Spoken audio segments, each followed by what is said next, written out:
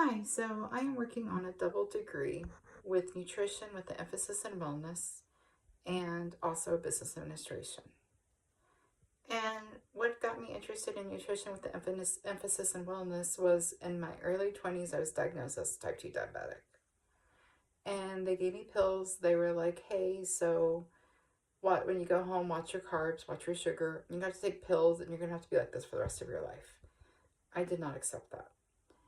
They were like, keep a log of your glucose levels, your blood pressure, because type 2 diabetics usually also tend to have high blood pressure. Watch what you eat, mark what you eat, and log your day. I was like, okay. So I got the book, got my medicine, and I spent about a year doing this, what they had told me to do. In the meantime, I was researching. Okay, it took years for me to damage my body to this point. It was going to take years to recover and let it heal. And after about a year, I determined that veganism was the best way to do this. And so I, for 7 years, was vegan, no processed foods, only drink water. And also, I exercise about 20 hours a week. And after about 7 years, my A1C was down to 4.8 to 5.1. It fluctuated around that. And it's 20 years later, and I'm still determined as not being diabetic. And this, of course, had a huge impact on my lifestyle. I have a better lifestyle because I don't have to worry about taking pills or seeing the doctor all the time or buying the equipment, the lancets, alcohol wipes, and constantly testing. That is a huge difference in lifestyle compared to if I was diabetic to not being diabetic. And I hope to use my degrees into either going into corporate nutrition or working for the Department of Health. And that's where the business degree would also work with the nutrition degree because you have business plans and proposals and all of that fun stuff that is all wrapped around in that. However, if I don't end up working in either of those two fields, I would like to work in a setting where I can work with low income people.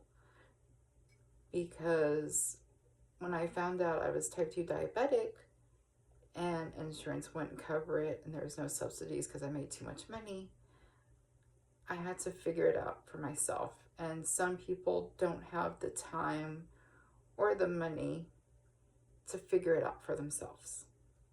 Or they have either the money either to go see a nutritionist or a dietitian. So I would like to work with low income people because I believe everybody deserves a good life and aspects to their health.